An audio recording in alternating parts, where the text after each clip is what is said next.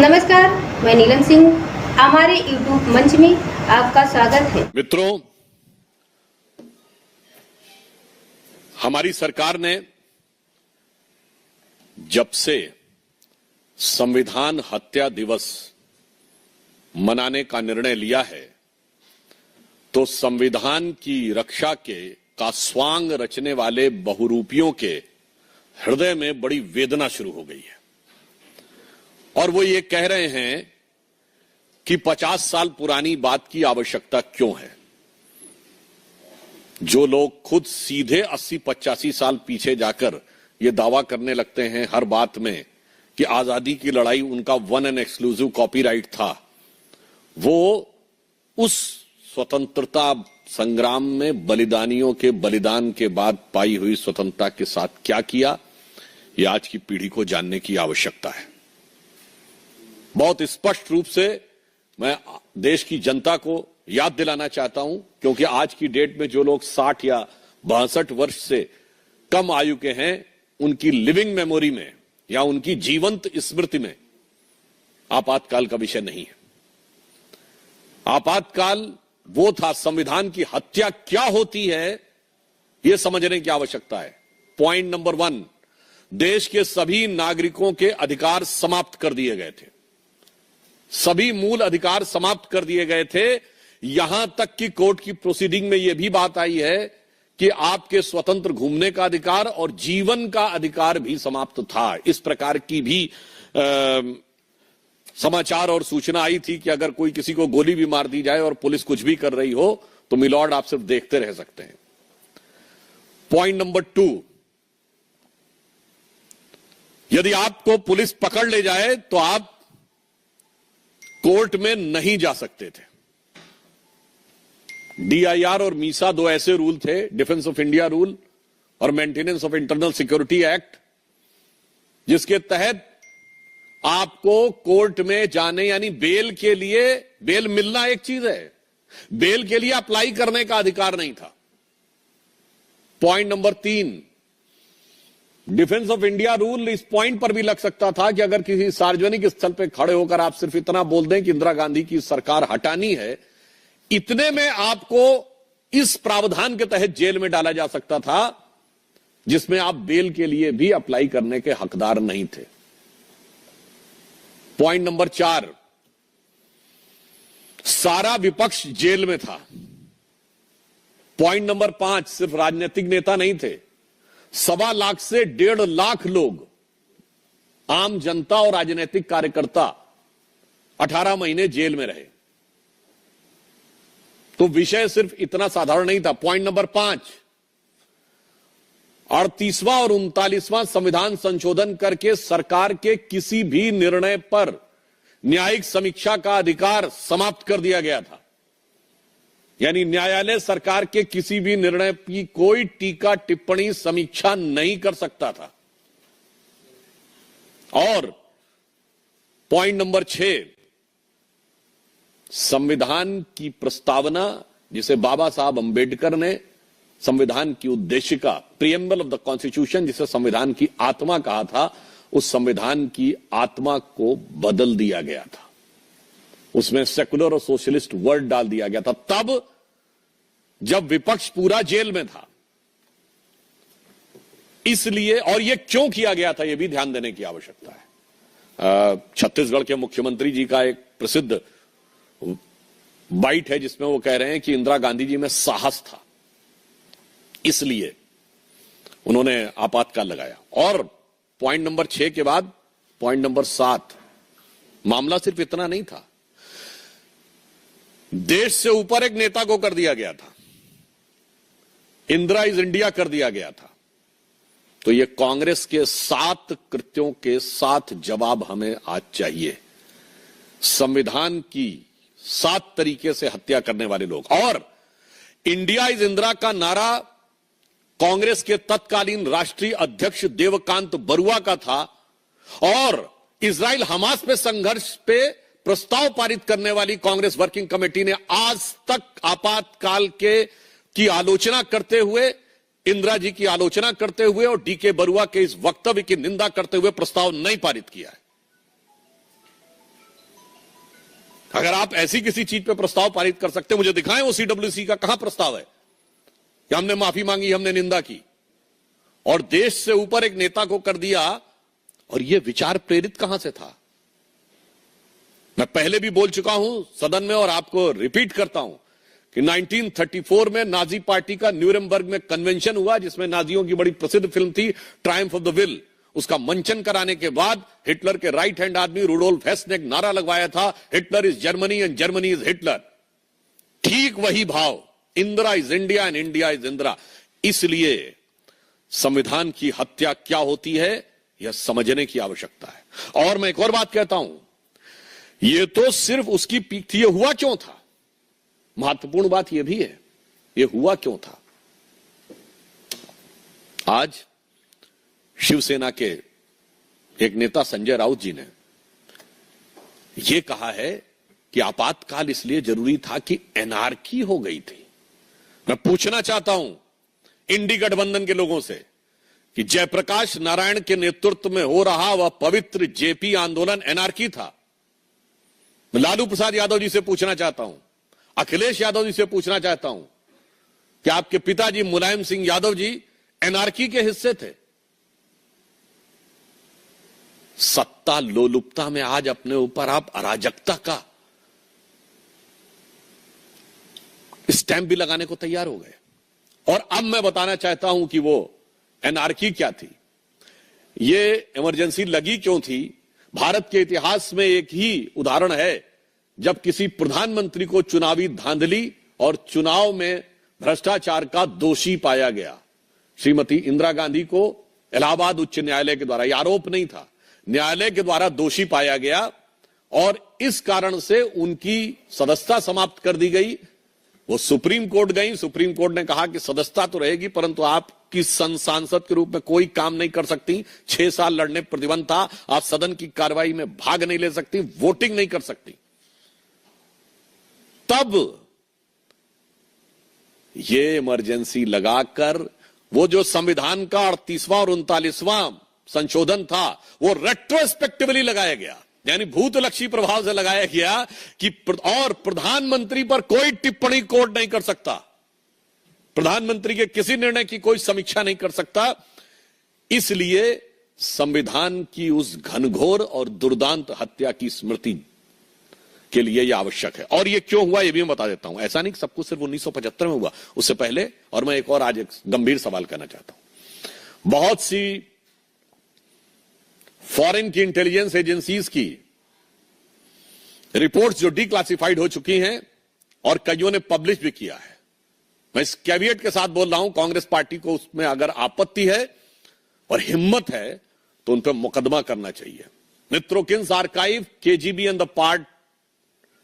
The world part 2 जिसमें भारत का उल्लेख है, उसमें तो क्या क्या वर्णन है कि इमरजेंसी के दौरान विदेश की शक्तियां किस ढंग से भारत की सत्ता को संचालित कर रही थीं, कहां कहां तक हस्तक्षेप कर रही थीं। क्यों नहीं तक कांग्रेस ने आज तक उन पर मुकदमा किया या आपत्ति की? तो मैं आज पूछना चाहता हूं कि आज ये जो बहुरूपिया स्वांग बनाकर आए हुए हैं, संदेह उत्पन्न होता है कि आज कौन सी शक्तियां संचालित कर रही हैं।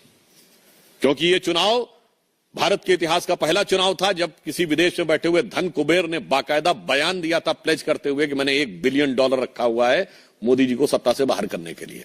तो मैं इसलिए कह रहा हूं इमरजेंसी के समय में भी, और मैं कई किताबें गिना सकता हूं, पर मैंने एक का नाम इसलिए लिया है कि इनको हिम्मत हो तो इनके उस पर जाकर प्रतिवाद करना चाहिए, जिसने कहा था कि उस समय किस सीमा तक सरकार पर शिकंजा था विदेशी शक्तियों का। अब उल्लेखनीय बात यह है कि आज वो सारे लोग जिनका खुद का के ऊपर जुल्म हुआ था, वो जुल्म करने वाले के साथ खड़े हो गए। अब मैं याद दिलाना चाहता हूं, यह प्रवृत्ति इनकी हमेशा से थी। जवाहरलाल नेहरू जी की सरकार के समय में पहला कॉन्स्टिट्यूशनल अमेंडमेंट किस बात के लिए हुआ था? अभिव्यक्ति की स्वतंत्रता को कर्टेल करने के लिए। और वो भी कब हुआ था? 1951 में, यानी जब तक चुनाव भी नहीं हुआ था। अरे भाई, चुनाव होंगे तब लोग बोलना शुरू करेंगे तो आपको आपत्ति समझ में आती है। कॉन्स्टिट्यूंट असेंबली के माध्यम से परिवर्तन कर दिया था, यह बात भूली जा सकती है क्या?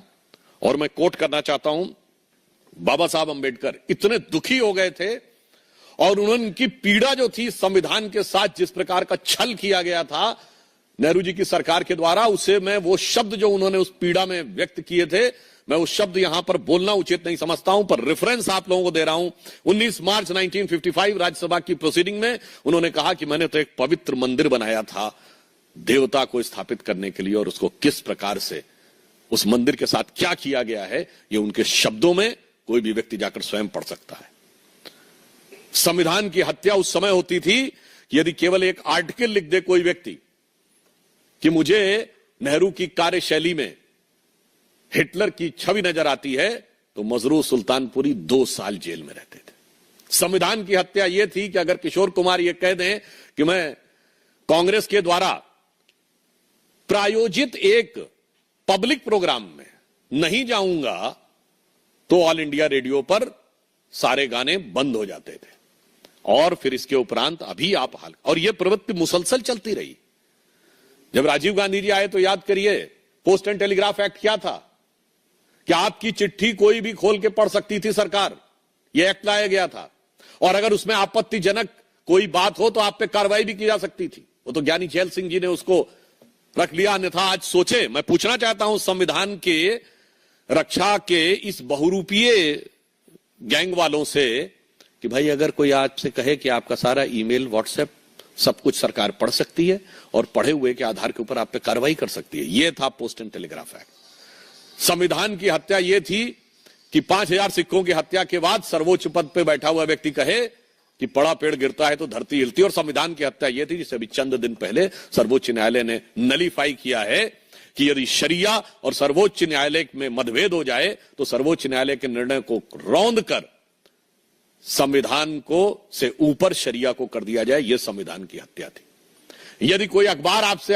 सवाल पूछना शुरू कर दे तो उस अखबार की बिजली काटकर उस पर छापा मार दिया जाए। वो आपको याद होगा जब राजीव गांधी जी से सवाल पूछने शुरू किए गए थे, वो थी संविधान की हत्या।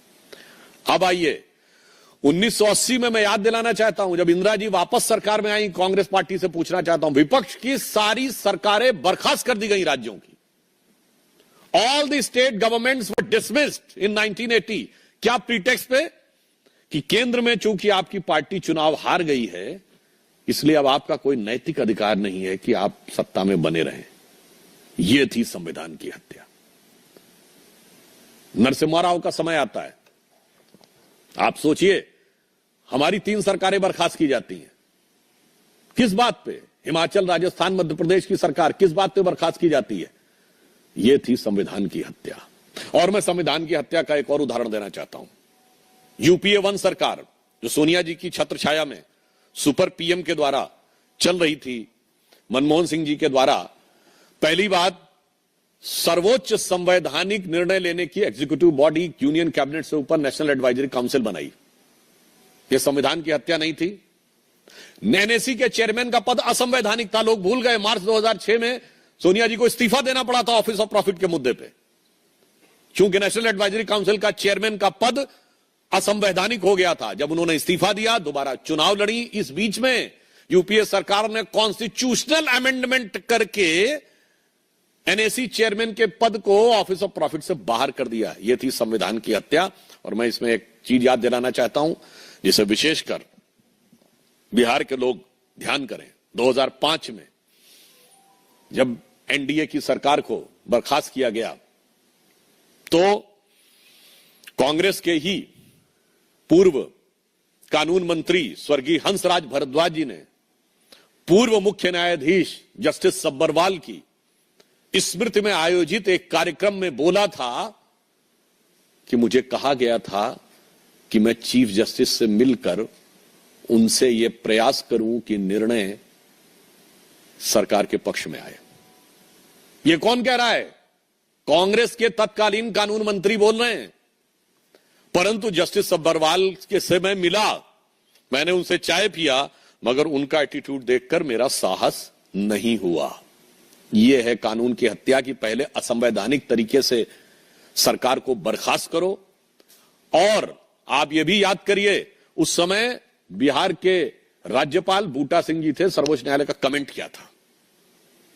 मैं कोई टिप्पणी कर रहा हूं, इतना घातक कमेंट है कि यह थी संविधान की हत्या। और मैं याद दिलाना चाहता हूं, डॉक्टर एपीजे अब्दुल कलाम ने अपनी किताब द टर्निंग पॉइंट में लिखा कि उनसे मॉस्को में साइन करवाए गए थे, वो इतने दुखी थे कि लौट के आने के बाद उन्होंने अपना इस्तीफा देने का मन बना लिया और इस्तीफा उन्होंने तत्कालीन उपराष्ट्रपति भैरों सिंह शेखावत जी को भेजा। जब यह बात पता चली, मनमोहन सिंह उनसे मिलने के लिए आए और ये बात डॉक्टर कलाम ने अपनी किताब टर्निंग पॉइंट में लिखी है और उनसे अनुरोध किया डॉक्टर मनमोहन सिंह ने कि कृपया आप ऐसा ना करें, अन्यथा सरकार गिर जाएगी। और डॉक्टर कलाम ने कहा कि प्रधानमंत्री के इस प्रकार की याचना पर मैंने भारी मन से वह इस्तीफा वापस लिया। यह है संविधान की हत्या। इसलिए मैं बताना चाहता हूं, और उसके बाद यह सिलसिला सिर्फ यहीं पे नहीं रुका है, उसके उपरांत अगर आप आगे बढ़ते चले जाएं तो आज जब इनकी सरकार आ भी जाती है राज्यों में, तो क्या होता है? आज जिस ढंग से जरा सा विरोध में लिखने वाले लोगों के ऊपर कार्रवाई हो रही है, वो क्या है? वो तो एक पक्ष छोड़ दीजिए। मैं पूछना चाहता हूं, संविधान यह कहता है कि संसद के द्वारा पारित कानून के विरुद्ध कोई राज्य की सरकार कार्रवाई नहीं कर सकती, यह उसकी बाध्यता है। सीएए संसद के द्वारा पारित कानून था। इंडी गठबंधन की राज्य सरकारों की विधानसभाओं ने सीएए के खिलाफ प्रस्ताव पारित किया कि हम नहीं मानेंगे। यह है कानून की, यह है संविधान की हत्या। केंद्रीय एजेंसियों को काम नहीं करने देंगे, यह है संविधान की हत्या।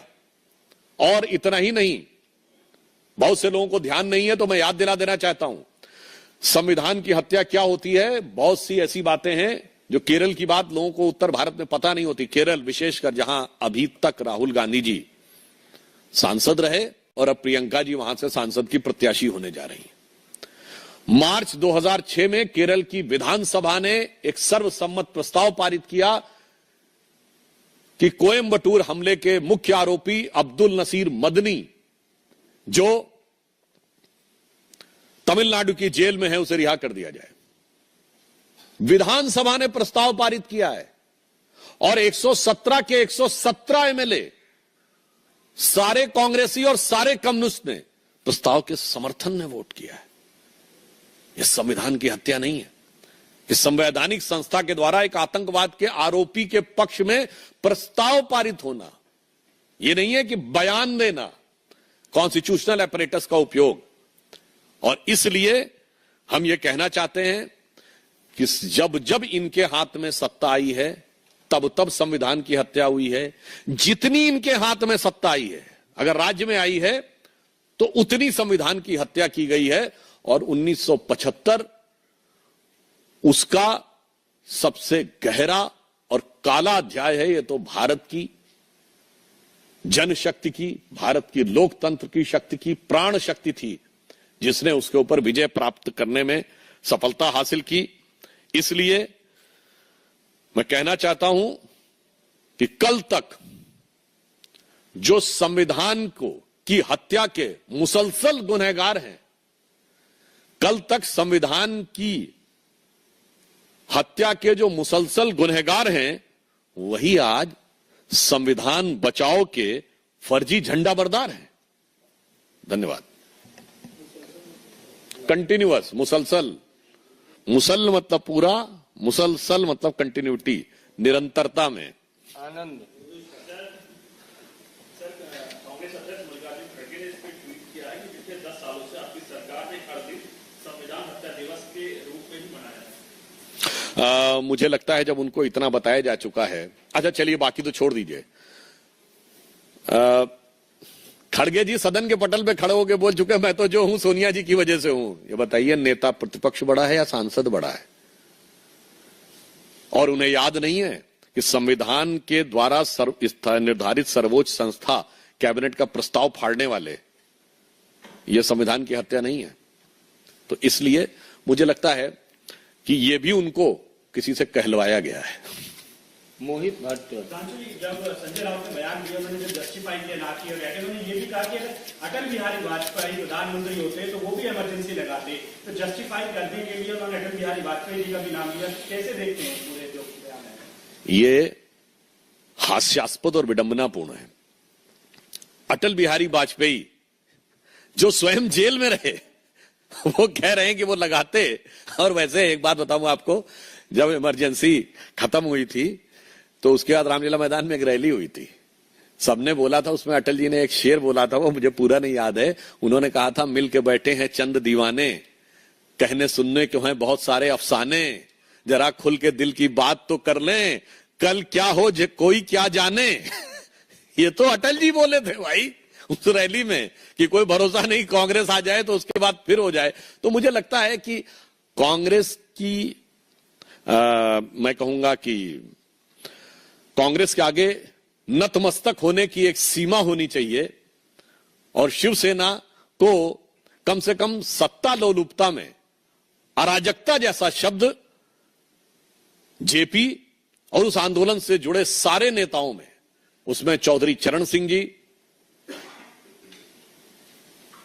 कर्पूरी ठाकुर जी, बहुत बड़े बड़े लोग आज के समय में उनके साथ खड़े हुए, लालू जी, मुलायम जी, डीएमके के नेता, अटल जी, अडवाणी जी, मुझे लगता है सबको अराजक कहना यह भारत के लोकतंत्र की संघर्ष क्षमता का अपमान करना है। Piyush Mishra, India today.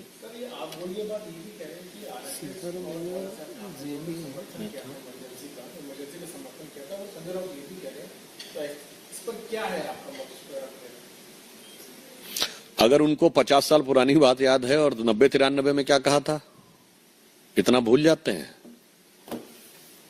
उसके बाद यदि आप बात करने का प्रयास करते हैं तो स्वर्गीय बाला साहब ठाकरे जी के विचार 1990 में क्या थे कांग्रेस के बारे में, 95 में क्या थे, 2000 में क्या थे, 2005 में क्या थे, और अब तो वीडियो अवेलेबल है कि क्या थे।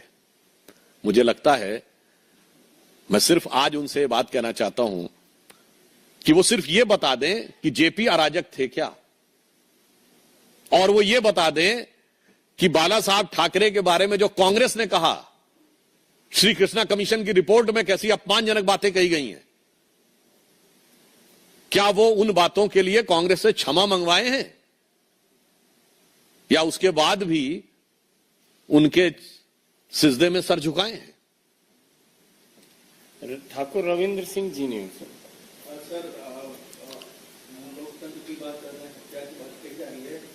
जम्मू कश्मीर में उमर अब्दुल्ला सबने कहा है कि लोकतंत्र की तो हत्या जम्मू कश्मीर में होगी, क्योंकि एलजी को चुनाव से पहले ही, घोषणा से पहले ही पावर दे दिया गया, और जो वहां चीफ मिनिस्टर होगा वो भीख मांगेगा एलजी से कि हमारा पीएम नियुक्त करें। देखिए, अभी अभी चुनाव संपन्न हुए हैं। बारामूला और अनंतनाग में भी 68% और 72% पोलिंग हुई है। ये पहली बार ऐसा हुआ कि ग्राम पंचायत के भी, पंचायत स्तर तक के भी चुनाव हुए हैं। तो लोकतंत्र वास्तविक अर्थों में कश्मीर में उभर के सामने आ रहा है। हां, जिन्होंने लोकतंत्र के नाम पर कश्मीर को 3 परिवारों की जागीर बना के रखा था, उनकी जागीरदारी खिसकती हुई नजर आ रही है, इसलिए उनके दिल का यह दर्द समझा जा सकता है। आशिफ, ANI। संजय राउत ये भी कह रहे हैं कि मोदी सरकार, जो आपकी सरकार है, वो कुछ कर नहीं पा रही, इसलिए इस तरह के कानून जाके इस तरह के दिवस मना रहे हैं।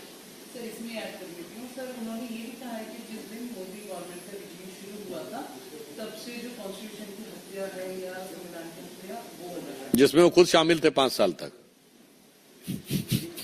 मतलब किसी भी बात को डिफेंड करने में कम से कम इतना तो ध्यान रखना चाहिए कि महोदय, मतलब आप क्या कहना चाह रहे हैं?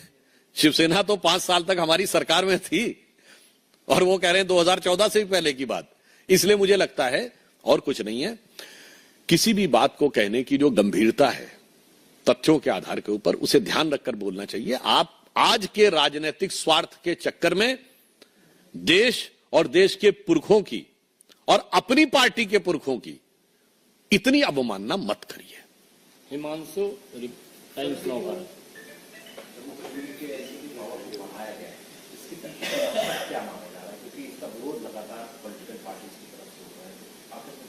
नहीं, जम्मू कश्मीर अब एक केंद्र शासित राज्य है, तो केंद्र शासित राज्य में जिस प्रकार की शक्तियां एलजी के हाथ में होती हैं, सिर्फ संविधान की उसी व्यवस्थाओं के अनुरूप ही यह कार्य किया गया है। दूसरा, आपको भी पता है कि इस समय कश्मीर देश के सबसे संवेदनशील राज्यों में से एक है। हमने आतंकवाद पर पूरे देश में प्रभावी नियंत्रण पा लिया है। अभी सिर्फ दक्षिण कश्मीर के 4-5 जिले ऐसे हैं जहां उसका प्रभाव है, तो उस संवेदनशीलता को भी ध्यान में रखकर यह निर्णय लिया गया है। तो यह निर्णय पूरी तरीके से संवैधानिक व्यवस्थाओं और राष्ट्रीय सुरक्षा को ध्यान में रखकर लिया गया है। इसमें कोई राजनीति गौरव न्यूज 24।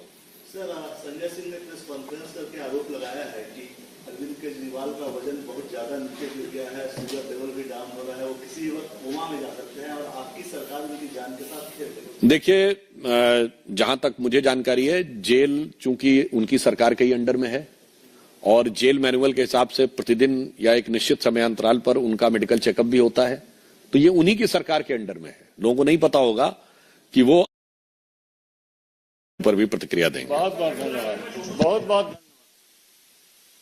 स्वस्थ रहने के लिए इस्तेमाल करें अयोध्या धाम का श्री राम नाम स्पेशल निरोगी चूर्ण और बुकनू।